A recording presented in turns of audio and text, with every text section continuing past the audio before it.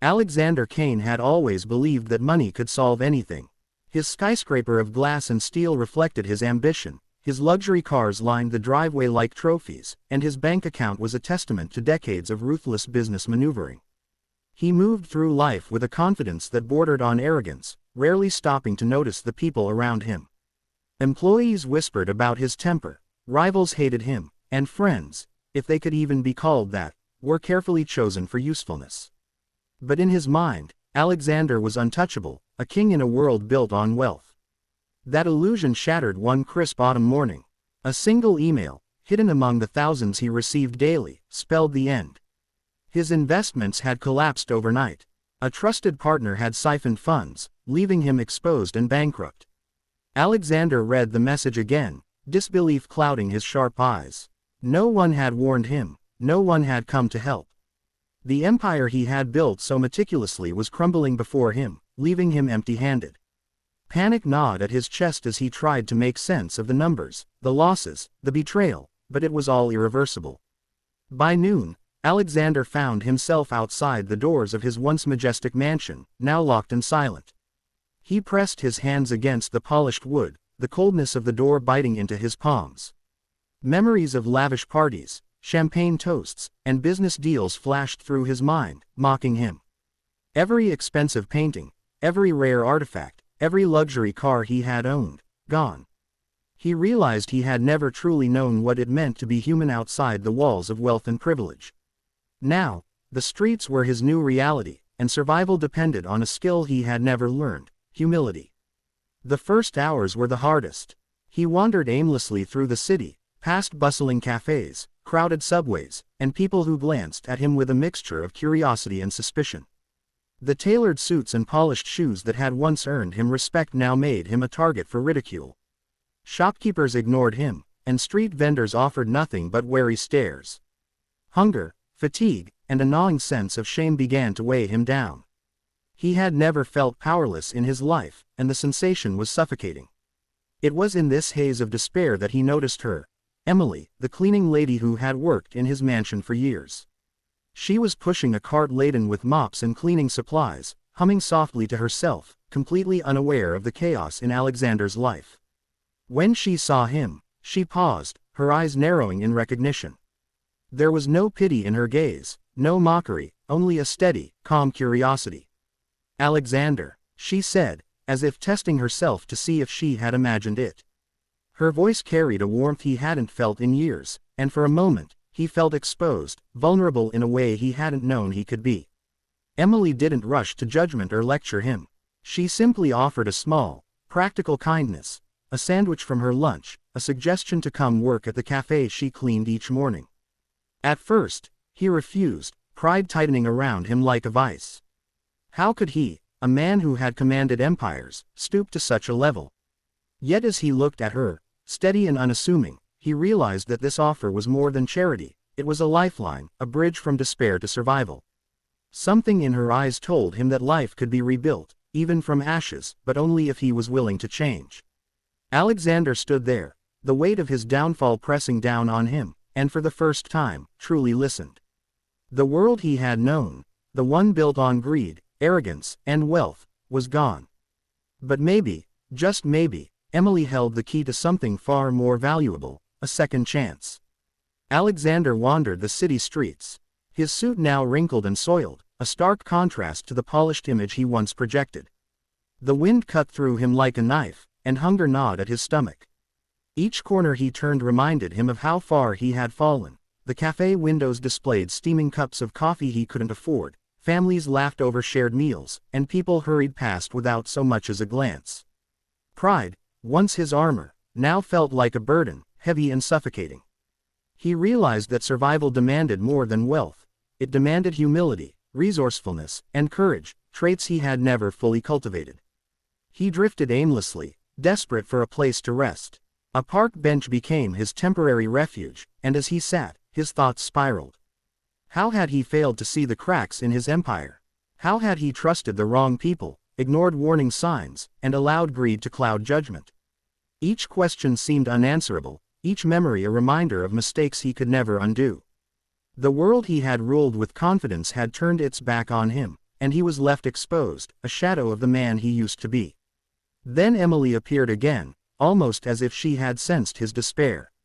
She was finishing up her cleaning route outside a small, unassuming cafe tucked between larger buildings.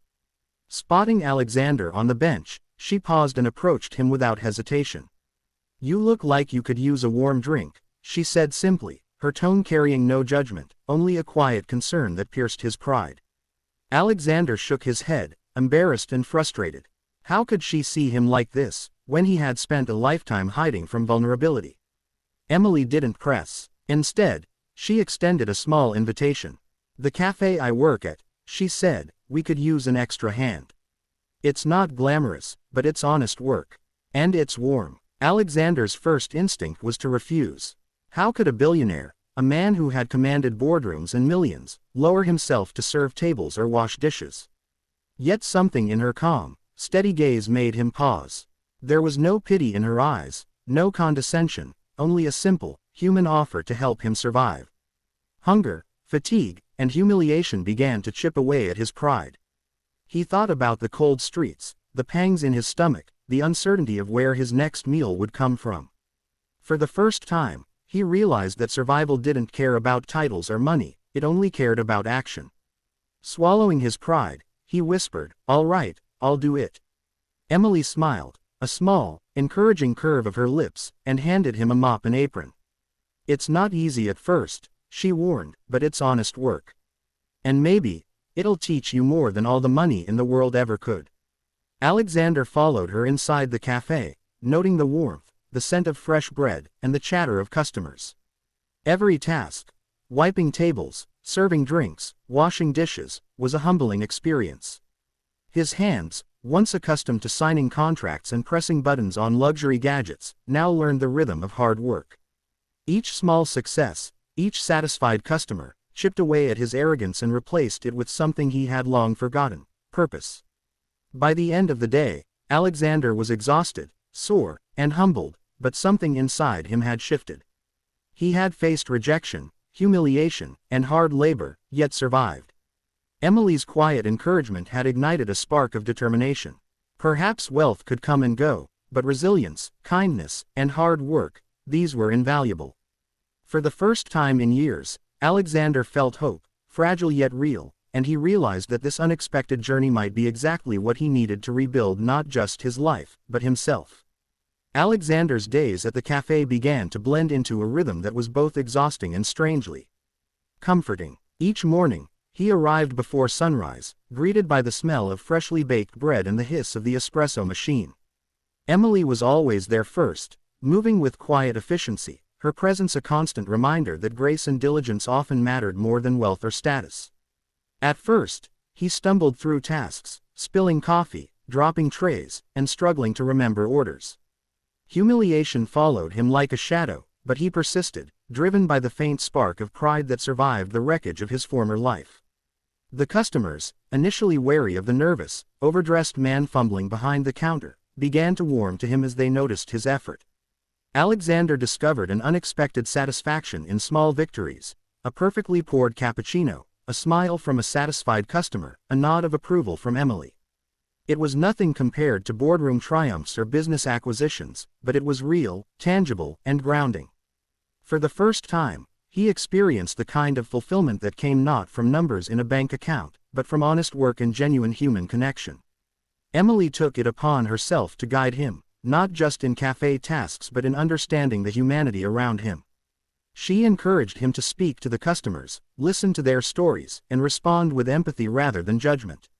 Initially awkward and self-conscious, Alexander began to notice the nuances of life he had long ignored: the barista struggling to support her family, the elderly man who visited daily for his morning coffee and conversation, the young couple nervously planning their future. Each interaction chipped away at his cynicism, revealing layers of compassion and understanding he had buried under arrogance and ambition. One afternoon, a crisis struck. A customer accidentally spilled a hot drink, and a heated argument threatened to escalate into chaos. Alexander acted instinctively, diffusing the tension with calm words and decisive action. He cleaned the mess, apologized sincerely, and reassured both parties with a humility that surprised even him. Emily watched quietly from the corner, a small smile tugging at her lips. It was a moment of transformation, not in wealth or status, but in character. Alexander realized that leadership and problem-solving didn't require a boardroom. They required courage, empathy, and clarity, traits that transcended titles and fortune. Days turned into weeks, and Alexander's growth became apparent. He no longer carried the weight of arrogance. He embraced humility, learning to value effort, sincerity, and kindness. Emily's influence was undeniable. She never boasted of her impact or demanded recognition, yet through her guidance, Alexander began to understand what it meant to live fully, with purpose and integrity. He found joy in mentoring newer employees, helping them avoid mistakes he had once taken for granted, and quietly making life a little easier for those around him. By the end of the month, the cafe had become more than a workplace. It was a classroom, a sanctuary, and a mirror reflecting the man he was becoming.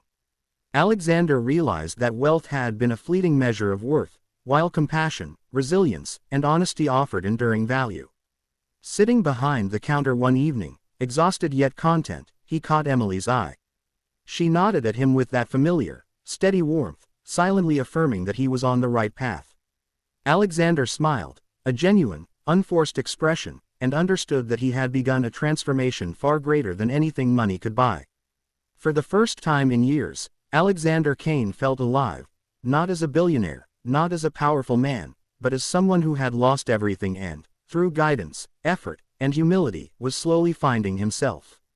Again, the journey was far from over, but he now embraced it with hope, purpose, and a quiet gratitude for the cleaning lady who had changed his life in ways he never imagined possible.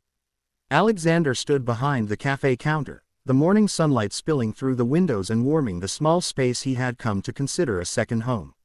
Life had a rhythm now, one he had never known in his previous world of power and wealth. Each day brought new challenges, new lessons, and opportunities to practice the humility and compassion Emily had taught him. He moved with purpose, confident in his own quiet strength, no longer defined by a bank account but by the choices he made and the lives he touched. News of Alexander's transformation began to spread subtly among the cafe's regulars. They noticed his attentiveness, the patience with which he handled difficult customers, and the way he genuinely engaged with the staff. Some whispered about the mysterious man who had once been a billionaire, now washing dishes and serving coffee with a quiet dignity. But Alexander paid little mind to gossip. His focus was on being better each day, on learning the value of resilience and service. One afternoon, an opportunity arrived in a most unexpected form. A local entrepreneur, who had been a regular at the cafe, recognized Alexander and approached him with a business proposal. The tables had turned. Now it was Alexander's wisdom, experience, and creativity that could make a difference, not just his wealth. But this time, he approached the situation differently. He listened carefully, weighed the ethical implications, and offered thoughtful advice without arrogance or greed. He realized that success could be rebuilt, but it had to be rooted in integrity, not exploitation. Emily watched him navigate the conversation with quiet pride. She had always known he had potential, but the journey from arrogance to humility had been a crucible, and he had emerged transformed. Alexander understood now that true leadership was not about domination or fear. It was about guidance, empathy, and empowering others to succeed alongside you. Every lesson learned behind the cafe counter had prepared him for this moment, and he embraced it fully. The final test of his transformation came unexpectedly. A rival from his past, seeking to exploit his vulnerability, attempted to swindle him with an underhanded business scheme. Alexander, armed with the wisdom he had gained and a deep sense of ethical responsibility, navigated the situation with finesse. He did not retaliate with anger or vengeance. Instead, he addressed the challenge with strategy, honesty, and fairness. The rival's plan unraveled, not because of brute force, but because Alexander had learned to wield patience, insight, and moral clarity. Later that evening, Alexander returned to the cafe, tired but fulfilled. Emily approached, handing him a warm cup of tea with a knowing smile. "You've come a long way," she said softly. Alexander took a sip, savoring both the tea and the moment, and realized how profoundly her simple acts of kindness had changed his life. He had lost everything, yet he had gained something far greater: self-awareness, integrity, and the capacity to positively impact the lives of others. In the months that followed, Alexander rebuilt his life, not just in wealth, but in character. He reopened ventures, this time with ethics and compassion as the foundation, and used his influence to support causes that mattered. He ensured that Emily was recognized and rewarded, not merely for helping him, but for exemplifying the kindness, courage, and humanity that he now carried within himself. As he stood one evening on the balcony of his newly modest office, looking out at the city lights, Alexander felt a quiet satisfaction. The man who had once been defined by riches alone had evolved. He had lost everything and, through humility, hard work, and the guidance of a simple cleaning lady, had discovered the true meaning of life. Wealth was temporary, but character, empathy, and the lives he touched were eternal. In a single moment, through Emily's quiet intervention, his life had changed forever, and Alexander Kane would never forget it.